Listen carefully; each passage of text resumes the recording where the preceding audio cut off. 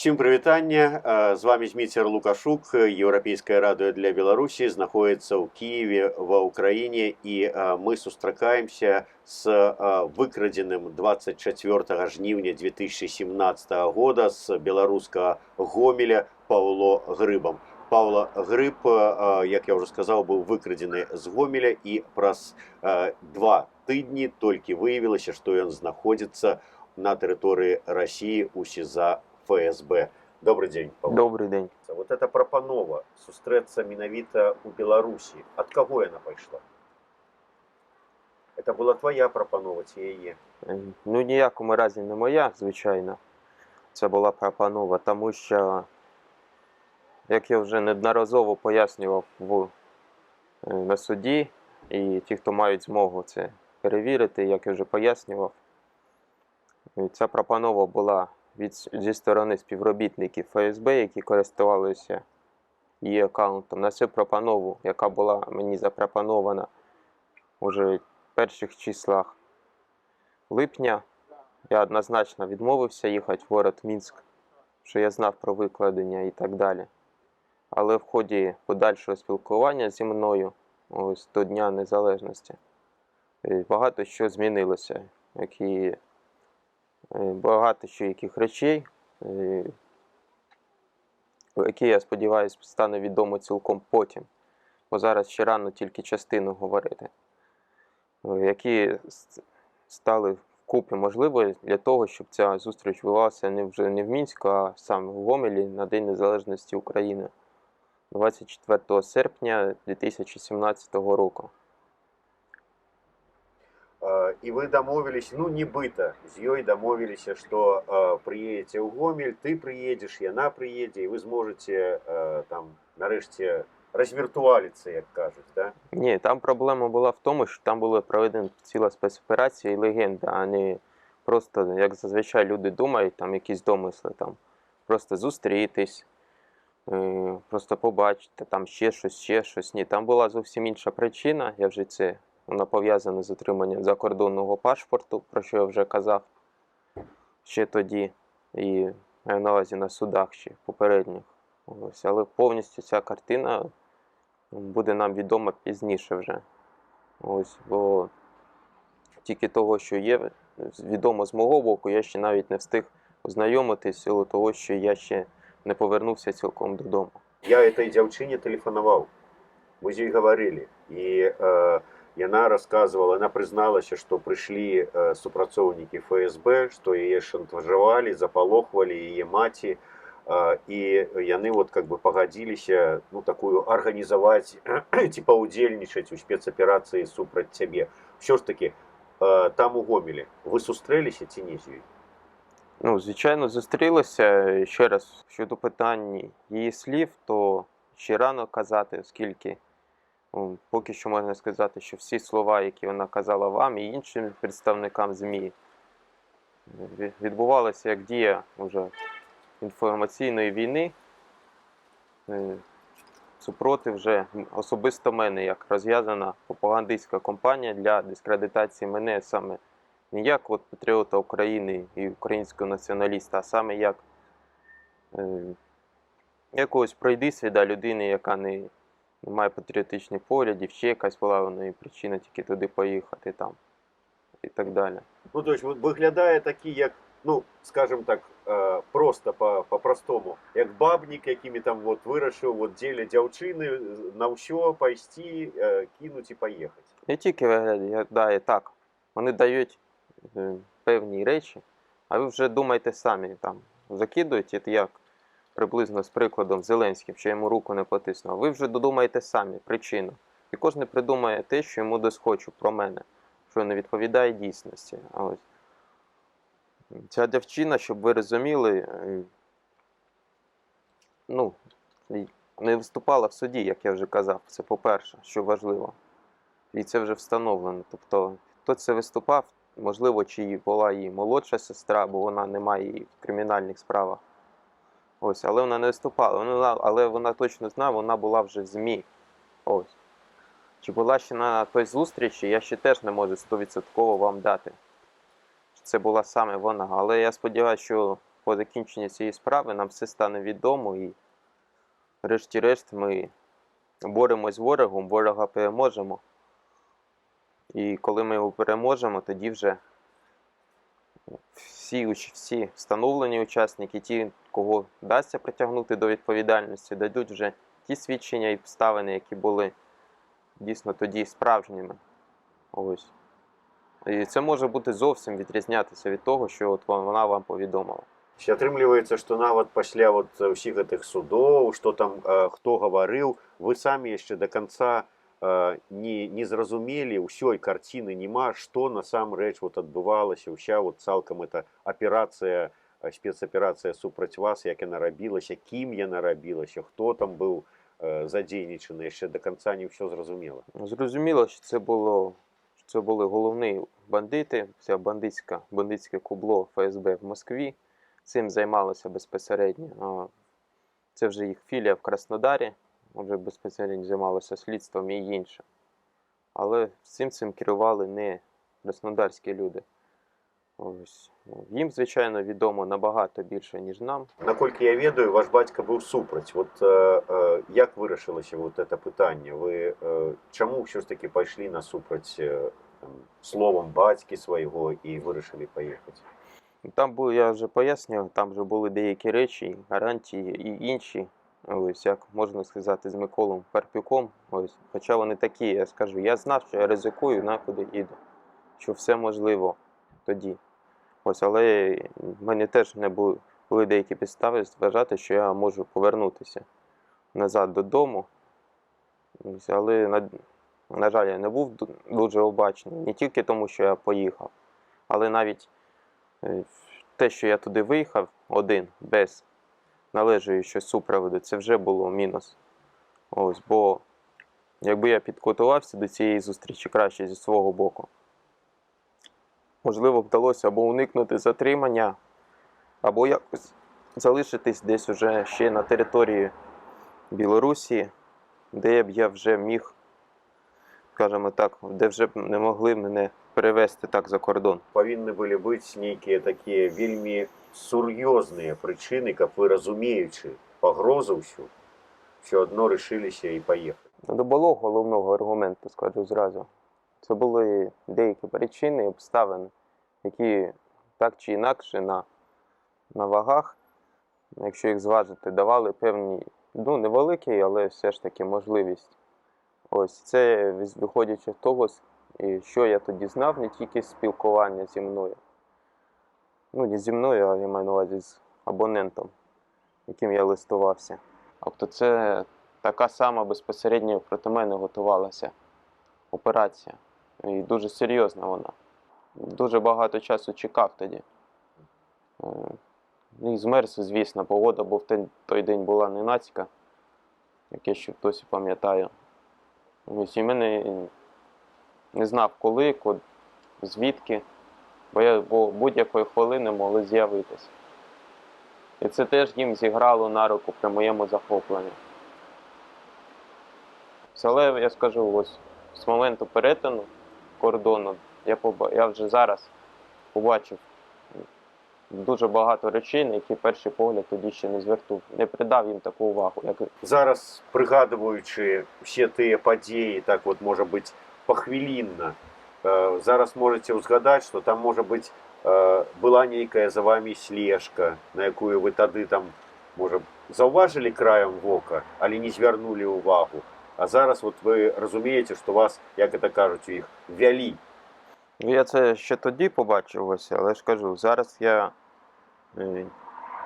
ще перевірю свої здогади, переконаюсь в них, щоб вам ще щось сказати, що це було саме так, а не інакше. Можливо, я щось не те зараз можу сказати на когось, бо це тільки здогади ще. Я ж кажу, це не підтверджена інформація про які машини, про які люди. І все ж таки, як би там не було, треба не забувати, що, перше, я ризикую і своїми родичами в Білорусі. І головне, і собою ризикую, бо, бачите мене, тут вони дістати зможуть легко будь-кого з такою корупцією, яка є зараз, на жаль. Ось, і дістають вони. Просто атрымліваецца, што калі там была только не одна група захопу, якая там чакала вас у Так. пэўным месцы, а вас вялі. Это значыцца, там не толькі эта група захопу, а было нашмат больш людзей задзейнічана. То тады атрымліваецца, што альбо вельмі шмат было сакрэтных там этих супрацоўнікаў ФСБ І КГБ також. на тэрыторыі, ці яны разам гэта рабілі з КГБ. Цілком правильно, бо була дана і вказівка мене пропустити ще на кордоні. Була вказівка і супроводжувати мене. І супроводжували вони, можливо, в автобусі я от не знаю, що ніхто не підсаджувався, в якому я їхав. Але ось те, що за цим автобусом їхали, те, що мені не було змоги вже тоді в Гомелі. Ну, такої змоги 100% втекти від них, якби я навіть і побачив це. Ось хто саме і в якій кількості, мені ще невідомо поки що, але я цілком знаю, що вони причетні, ці співробітники КГБ.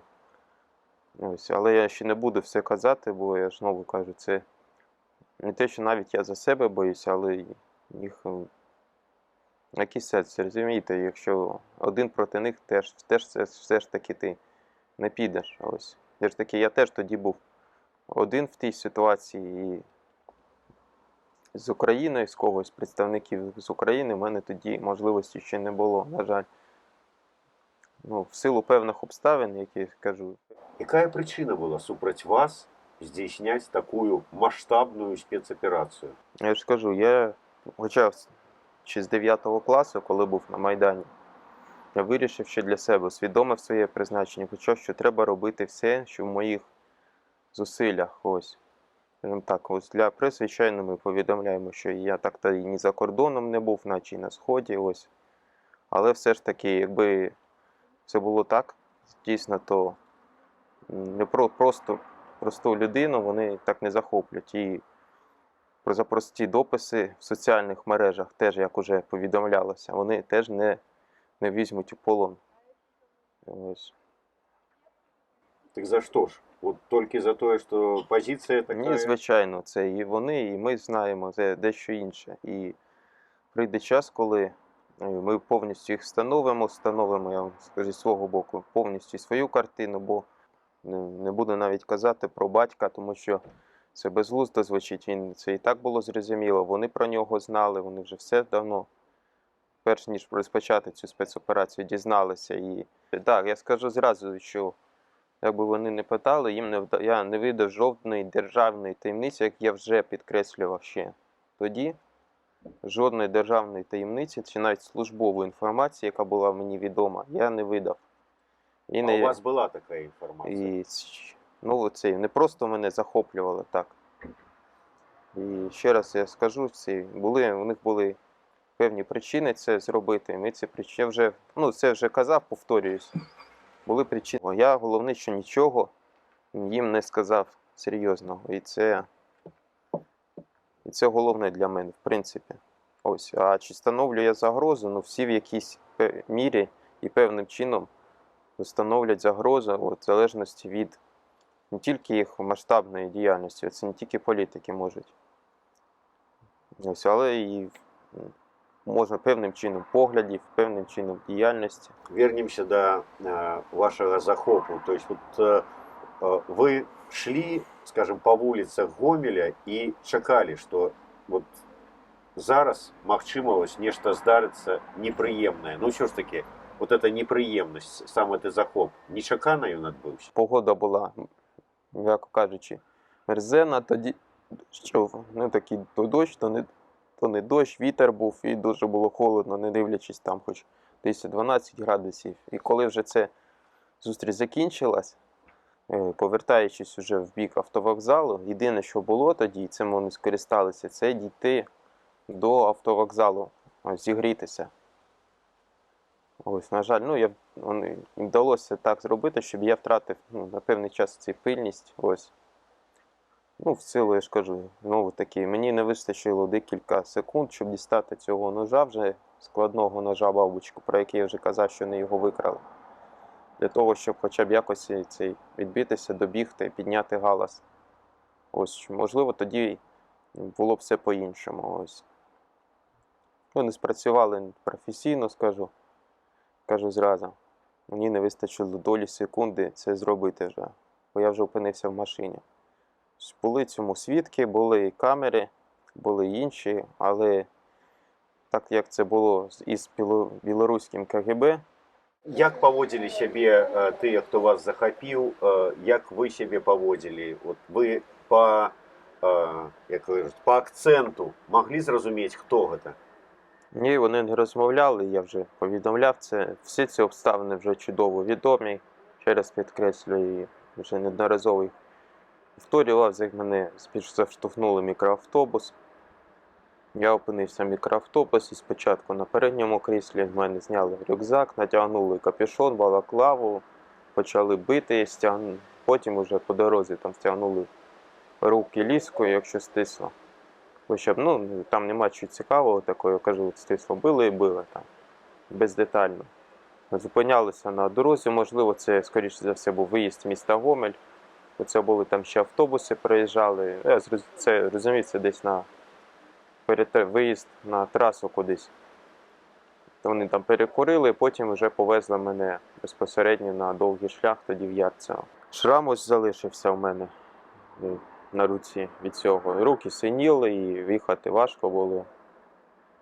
Ви не спробували у них спитатися, що відбувається, за що? От, потлумачте що-небудь. Ні, я зрозумів, що це бандити, я знав, що це бандити, і нема що навіть питати у бандитів. Коли вже вас вивезли, коли ви вже там опинулися у СІЗО, там, ці де там, були сподівання, що подымется шум, что, может быть, белорусские там некие там силовики, там милиция почне нешта вас шукать, украинцы долучатся, что нешта змогут зрабіць ці не. Ну, генерал-губернаторство Московії, Білорусь під диктатором Лукашенко не тільки співпрацює. Ось, тому вони такі самі бандити, що їхнє КГБ, що їхня влада. Всі вони є злочинцями, які очолюють цю країну, і від них сподіватися нічого не можна. Я це знав тоді, а щодо шуму, я, в принципі, не очікував, що на цей шум. Ось, і тому в силу погроз і інших обставин, щоб рятувати своє життя, мені не вдалося тоді зробити все можливе для того, щоб цей шум піднятий спрацював. Ну і тим більше вони почали дискредитацію по моїй кампанії. З іншого боку, мене особливо ніхто і, на жаль, не знав, тому що я тоді. Та й більшість часу людина не публічна, а в мене навіть світлин немає. І на щось сподіватися, на щось медії, як не медійна особа, я тоді ще не міг. Правильно, мене було всі підстави гадати, що цілком, що за певних обставин мене не вигідно буде в Україні, як вже практика показала з деякими людьми в Україні, що мене просто залишать. Ось. Тому що це теж було вигідно комусь. Ну, ви сказали, вирішив не ризикувати своїм життям. А як би ви ризикували? Там, поспробували удрати? Ні, я б з самого початку почав поводити себе і нахабно, м'яко кажучи, і так, як з ними треба поводитись. Ось. Ну, драть не удрать, а головне, що моє діло – це йти повністю супереч їх волі. Ось. Але, знаєте, була пряма загроза, що мене вб'ють тоді. Ось. Але, ну, я знав, я би загинув, але, розумієте, ще б 100% знати, що хоча б, розумієте, тебе тут не залишать в Україні. Коли б у вас зараз була можливість зустрітися з цією дівчиною Тетяною, от що б ви їй сказали? Я про це ще не думав, слухайте. Це навіть загадувати не приводиться. Ну, я міг би сказати красиво, ось, навіщо так вчинити, навіщо так зробити, навіщо так було, але навіть це питання задаючи, я ж сьогодні можу задати одне питання, завтра інше, коли я дізнаюся все. Ну, не все, хоча принаймні те, що вже 100% відомо. Можливо, якісь інші питання, бо, ну, такі красиві, знаєте, слова, кидати на заголовки. Як на здоров'я відбилося те, що там вам не оказували у СІЗО ФСБ медицинської допомоги необхідної? Став гірше в фізичній формі, скажу зразу, треба відновлювати як мінімум. Ну, це втрата не тільки здоров'я, але й часу. Слава Богу, я ще повернувся непокалічений, цілий. Ось, а що деяким людям не пощастило більше, і дійсно їм зламали здоров'я разом з цим і життя. Ви сказали, що от больш би ви в Беларусь не поїхали. А коли б вам Лукашенко дав свої особисті гарантії безпеки? Ну хто такий Лукашенко? Холуй Путіна. Що він там може дати? З Лукашенком він без Путіна нікуди не дінеться. Ось, тому що його просто знищать. Але я ще вірю, він відповість ще в цьому житті. Зовсім незабаром. І Білорусь буде вільна країна. Ну, живе Білорусь.